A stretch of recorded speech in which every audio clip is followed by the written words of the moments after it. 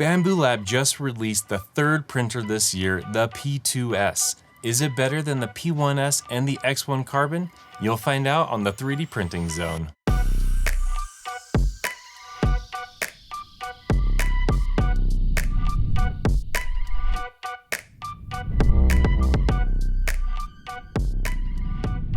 We have put over 600 hours on this printer. We've tested different prints compared to the P1S and the X1 Carbon. We've uncovered hidden benefits not listed anywhere. Before we talk about those hidden benefits and give our recommendation, let's compare the noise, monitoring, speed, and the quality to the P1S and the X1 Carbon. If you've seen our videos before, you know we always start with the benchy. To make it fair, I will use the same spool of filament for each printer. I'll track the time each printer takes from the moment I click print to the moment it finishes. And then we'll separate the prep time like heating up, bed leveling, and flow calibration from the actual print time. Let's start the prints. As these are printing, I'll use my highly sophisticated decibel meter and track their noise. The P1S is pretty loud. Here's what it sounds like. The max volume captured was 72 decibels. That's too loud to have next to me in my office while I'm on phone calls. Let's listen to the X1 Carbon. That's pretty loud as well and actually hit the same max volume at 72 decibels. Will the P2S be any better? Let's see. This one sounds significantly different. It's not just more quiet, but every time it changes directions, it doesn't make the same knocking noise as the X1 Carbon and the P1S. The max captured volume on the P2S was 65 dB. I have this in my office and it doesn't bother me at all. In comparison, the H2S and H2D are even more quiet. Listen to this. The max I've captured on the H2D was about 61 decibels. The P2S definitely wins in this category, being 7 dB quieter, and it just sounds less harsh. There's no knocking noise. Let's talk about the monitoring. There's at least two types: the actual camera that you can view through the app on a phone, tablet, or computer, and there's the AI monitoring completely handled by the printer. Watching the live stream from the P1S is painful. It's not high definition and the frames per second are 0.5, which means you get a snapshot every other second. That's pretty terrible. It's still enough to see if the print is doing well, but that's it. The X1 Carbon has live feed, which is much better. You can change the quality to 1080 and the frames per second are 30, which is a significant improvement. The P2S looks slightly better. I'm not sure if that's the camera as much as the lighting. It comes with one light in the front and one on the left side, where the P1S and X1 Carbon just have the light on the left side. The light on the P2S is also raised and angled and just gives better lighting in general. Now let's talk about the AI monitoring. The P1S doesn't have any. It does come with the power resume if there's like a power outage and the filament runout sensor, but no artificial intelligence. The X1 Carbon does have spaghetti detection, which will hopefully detect a failed print. It also checks the first layer to see if it's good. That didn't work so well for this print. I've had a couple prints fail on the X1 Carbon, but not because of the printer. I loaded the wrong type of filament, forgot to change it, but it didn't detect a poor first layer. There was not even any layer to detect. The spaghetti detection did work, but it took a while to notice the issue. I have put 600 hours on the P2S and haven't experienced one fail. So I decided to create a fail by printing a very tall, thin cylinder and didn't add a brim or any other type of adhesion. Luckily, my print fail worked. Spaghetti was detected by the AI print monitoring. Yeah, it worked. And the spaghetti detection worked pretty quick too. There we go. Not too much waste. It's not bad. In addition to the spaghetti detection, the P2S can detect when filament has built up in the filament chute, also known as the poop chute. It has a filament tangle sensor and a door sensor as well. The last thing to mention with monitoring, this has saved me a few times, is the object detection. Object detection will look at the build plate and make sure there's nothing there before it starts a print. The other day, I started a print on the X1 Carbon, and I can tell you it doesn't have object detection. My bad. Started a print when I didn't realize I was on it. Oh gosh. In fact, it started leveling the bed off of the printed part. Luckily, I was near the printer, I started hearing a knocking noise, and I ran over and stopped it before something worse could happen. That's definitely a me problem. You should always check your bed before printing. I tested the P1S and P2S to see if they would detect this minion. The P1S failed and almost crushed the poor guy, but the P2S caught the object on the bed. Before we move to the speed, if you're thinking about buying this printer or the X1 Carbon or the P1S, we've dropped a link down below for each printer. Using that link helps support this channel and make more videos like this. Let's talk about speed. On paper, the head of the P2S can move at 600 millimeters per second, where the head on the other two move at 500 millimeters per second. What really matters is the max hot end flow. On the P1S and the X1 Carbon, that is 32 millimeters per second cubed, where the P2S is 40 millimeters per second cubed. Let's see how that affects print time on the Benchy. When I started the speed test, the first thing I noticed and expected from the P2S is the area where it actually leveled the bed. Rather than starting at the front and going all the way to the back, leveling every point, it just levels the area that surrounds the part to be printed, which took less than 30 seconds. The P1S and the X1 Carbon leveled the full bed, taking up more time. I actually wonder if Bambu Lab will release an update for those printers to do the same thing, just leveling the bed where the part will be printed. The P2S finished the prep work in 6 minutes. That's pretty fast. That means it heated up the bed, leveled the bed, and ran the calibration flow in 6 minutes. The P1S finished in 8 minutes and 20 seconds, and the X1 Carbon finished just over 10 minutes. That's a significant difference for a short print, but it might not matter for longer prints. Let's see how long these take to print. The P1S finished the boat in 25 minutes. The X1 Carbon finished just under 31 minutes, and the P2S finished just below 24 minutes. That's impressive, but how's the quality? We'll get to that in a minute. Let's try printing each of these on ludicrous mode. For this test, I'll start the timer for the printed part only, skipping the prep section. These three came very close, with the X1 Carbon in last place at 15 minutes and 14 seconds, the P1S came in at 14.5 minutes, and the P2S came in at 13 minutes and 43 seconds. Just because they're close doesn't mean their quality is the same. Let's compare the quality of the slower benchies and then the ludicrous benchies. Here's the P1S. This is just the normal mode. It came out pretty clean except for these lines right here. When for some reason, especially with Bambu Lab printers, when it prints the deck of the boat, you can see there's lines here. I'm curious to see if that's the same with the X1 Carbon and the P2S. Top looks really good, bottom looks really good. You can't really beat that. And the bridging, there's no stringing. Like, this is a really great print except for this line right here. So this one has one line that's pretty noticeable, but the rest looks great. The bottom looks good.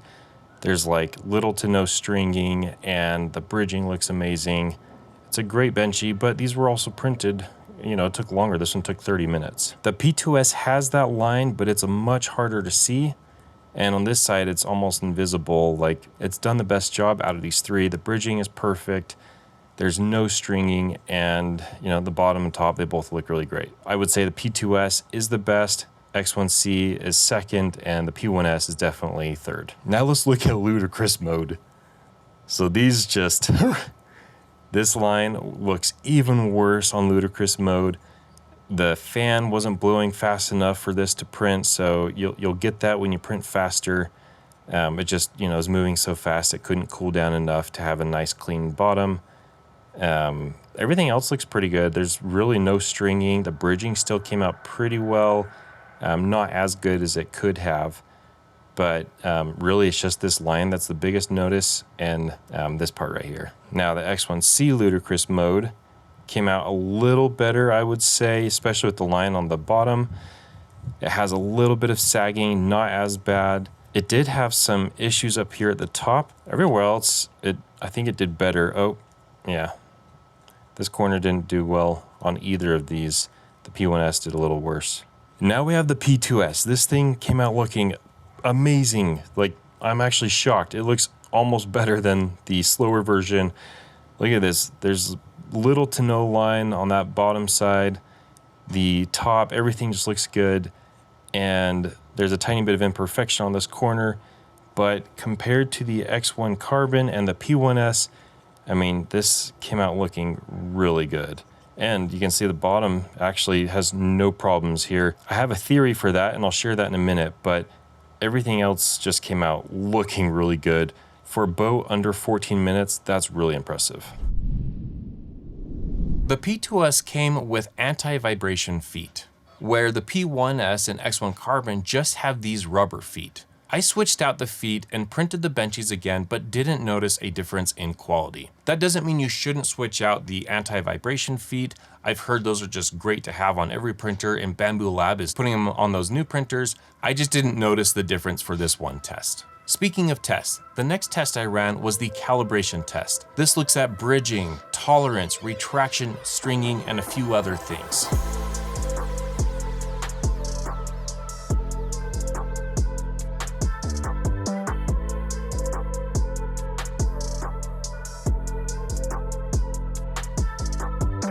This came from the P1S, and it was the only one to print this piece successfully. I was bringing it outside and I dropped it and it broke off. You can see it as it finished on the printer. It was the only one to complete that part. That's pretty good. A little bit of stringing there, a little bit of drooping. So on the bottom, this one has two that are moving freely, and those tolerances are 0.3 and 0.2. At 0.1 and 0.05. Those, you could barely even see them on the bottom. In fact, this one, it just looks like it's all solid. This little thing can move around. The tiny little benchy, not bad at all. Overall, this looks really good. The X1 Carbon, this almost looks identical to the P1S. If I were to take the labels off, I'd have a hard time understanding which one was which. The bottom down here, this looks a little better, maybe just a tiny bit. I mean, none of these have been calibrated other than what Bambu Lab has done, so I can make these much better if I did my own calibration. This is just out of the box, ready to go. The bridging looks great. So these bottoms look very similar.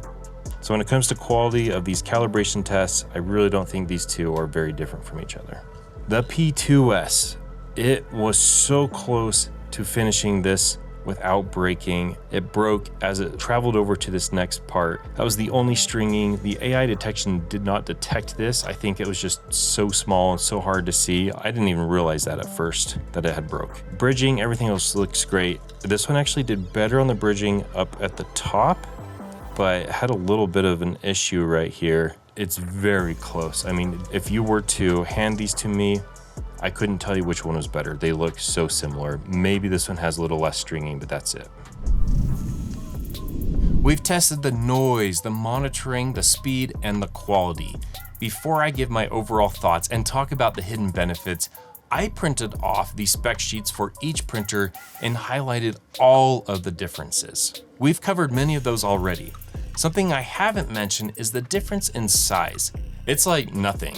The X1 Carbon and P1S are the exact same, where the P2S is 3mm more wide, it's 17mm more deep, and the height is 19mm taller. However, after I installed the vibration feet, that brought the other printers to the exact same height at 47 centimeters. Pretty crazy. Before we talk about the hidden benefits, the last three differences are the nozzle, bed temperature, and the screen. This comes with a hardened steel nozzle. The P1S just has the stainless steel nozzle. The X1 Carbon has a hardened steel nozzle, but something I can't stand with the X1 Carbon and the P1S is changing out that nozzle. You have to use a screwdriver.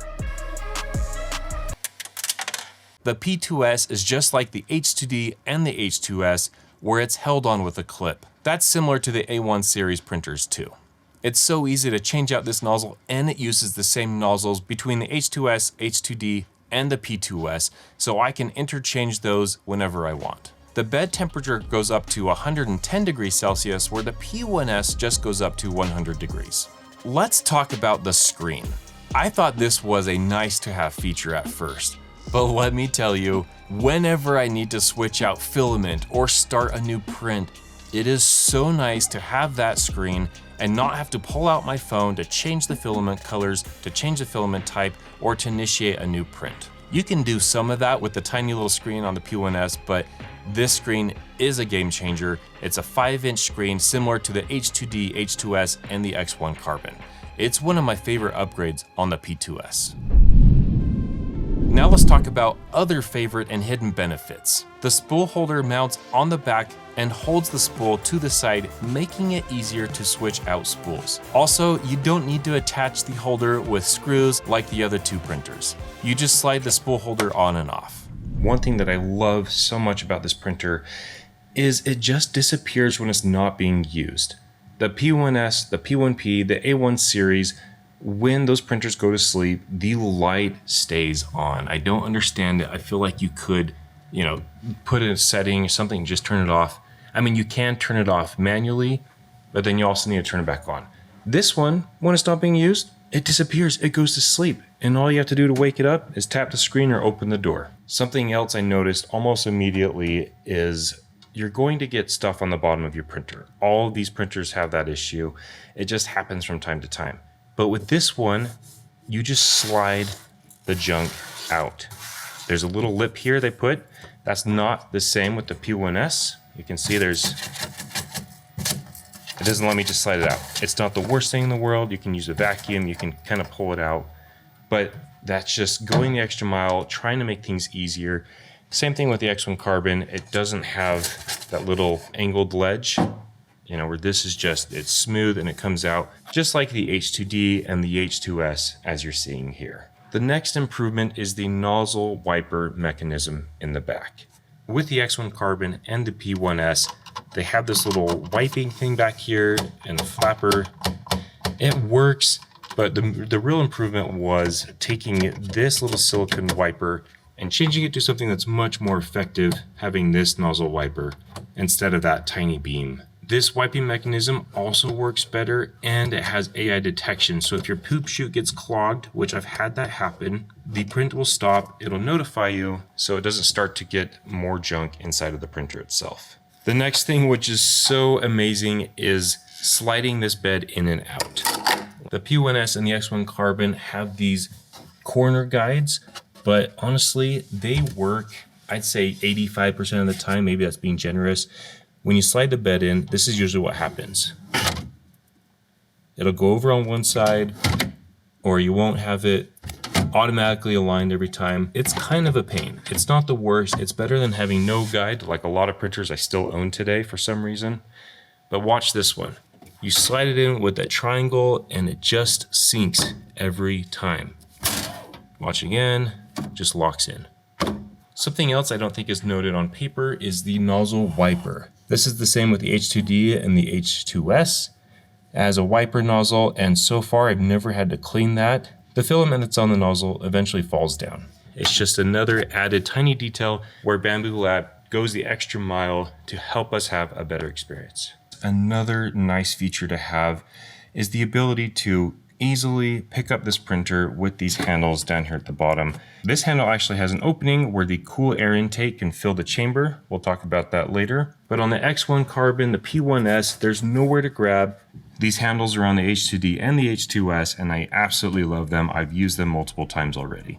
On the back side, the filament buffer automatically came with 2 slots, so you could run 2 AMS without having to buy any other connections. You can see there's a slot for 2 AMS units. I'll double check and see if this is something that's unique to this printer for my purpose of this video, or if this is something that will come for every P2S. Something else that is so frustrating with the X1 Carbon and the P1S is this right here. If I want to remove the AMS system, you have to push in the clip that's on that side. I don't know why they didn't stick it on this side. Just a poor miss for Bambu Lab on this printer. And then if you want to pull this out, you have to push this little rubber piece in, and fingers can't fit in there. Luckily, Bambu Lab learned from their mistakes, gave us the clip on the outside, so I don't need a tool. I just pull this out. You can see that clip right there. I can pull this out and push it in without needing some type of tool to get in there. And they left these little extenders, so I just push this in and pull it out. It's kind of hard to do with one hand, but you get the point. And if you need to remove the tube on the other side, you just slide this out, and it gives you the ability to push on that rubber piece. Something else people have complained about with the X1 Carbon and the P1S is the chamber gets too warm when you're printing PLA, so you either need to print something on top to lift the glass up so it can vent out the hot air, or open up the door. This chamber is 41 degrees Celsius. Now I can go to the fans, and you can see there's the auxiliary fan. It's taking the air from the bottom and pushing it back out. On the H2D, they added this vent that opens up. It sucks the air in and it pushes it out. So if I wanted to turn that up, I can come to air conditioning, and you can see it will exhaust the air out. It's only at 30%, but even at 30%, look at how cool it is in here. It's 31 degrees. That's 10 degrees lower than the X1 Carbon. This is for the H2D and the H2S. With the P2S, there's a vent that's underneath the right handle. It sucks air from the bottom right, and I believe that's why the Benchy on the ludicrous mode had that cleaner bottom where the other two were drooping. They weren't getting that fresh, cool air. It was just recirculated, heated air. The last thing I'll mention, which I experienced without knowing this was an issue, is with the AMS2 Pro, it has the ability to dry inside of the chamber to heat it up so that you can dry out your filament. Now, these don't come, at least the ones that I've purchased, they don't come with a power cord, which isn't a problem on the P2S. I can initiate the heating process right from here without having to plug this in. On the X1 Carbon and the P1S, when this is connected, you can't do this without an external power cord. You can see there's a slot for an external power cord. I don't have one, and I don't need it when I'm using the AMS2 Pro with the P2S or the H2S or the H2D. However, you need the power cord for the P1S and the X1 Carbon. Is the P2S better than the P1S and the X1 Carbon? Well, before I give my recommendation, we're testing this against the Anycubic Cobra S1 Combo. Make sure you subscribe so you can see when that video is released. According to my experience and testing, I would say the P2S is better than the P1S and the X1 Carbon. It's quieter, faster, has better AI monitoring, and it prints better quality. That being said, we use all three in our print farm every single day. They are workhorses, and you couldn't go wrong with any of them. If you have the money, I'd recommend the P2S, but if you need something cheaper and still good quality, the P1S is a great option. I've dropped a link for each one down below. If you find these printers are too small and you need something with a bigger print bed, take a look at this video.